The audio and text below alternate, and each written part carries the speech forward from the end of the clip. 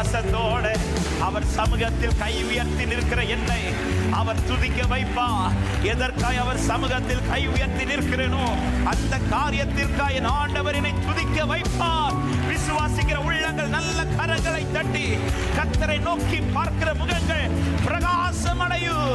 அந்த முகங்கள் வெட்கப்பட்டு போவதில்லை. ஹல்லேலூயா.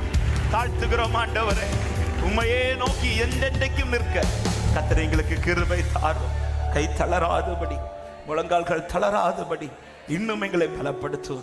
கர்த்தரையே அடைக்கலமாய் கொண்டு கர்த்தரையே நம்பி எந்த காரியத்திற்கும் கர்த்தரையே நோக்கி இருக்கிற மனுஷனா நீர் எங்கள் ஒவ்வொருவரையும் மாற்றும்படி ஜெபிக்கிறோம். பார்க்க வைத்தவர் துதிக்க வைப்பீர் அப்பா. உம்மை நோக்கி பார்க்க வைத்தவர் உம்மை நினைத்து துதிக்க வைப்பீர். நம்பிக்கையோடு எதிர்பார்க்கிறோம். தொடர்ந்துள்ள பகுதிகளை கர்த்தர் பொறுப்படுத்திக் கொள்ளுங்க. வார்த்தையின் மூலம் இந்த நாளிலும் எங்களோடு பேசும், எங்களை உருவாக்கும். ஆண்டவரே, நீர் எப்படி எங்களை உருவாக்க விரும்புகிறீரோ, ஆண்டவரே நீர் எங்களை எப்படி பார்க்க விரும்புகிறீரோ அப்படி உடைய வார்த்தையினால் எங்களை நீர் உருவாக்கும்படி அர்ப்பணிக்கிறோம். வார்த்தை பேசுகிற உடைய மகனை கர்த்தர் பலப்படுத்தி பயன்படுத்தி வந்த இணைந்த ஒவ்வொருவரையும் நிறைவோடு அனுப்பும். நீர் மாத்திரம் பெருகவும் நாங்கள் சிறுக வேண்டும். இயேசுவின் நாமத்தில் ஜெபத்தை கேளும் நல்ல பிதாவே.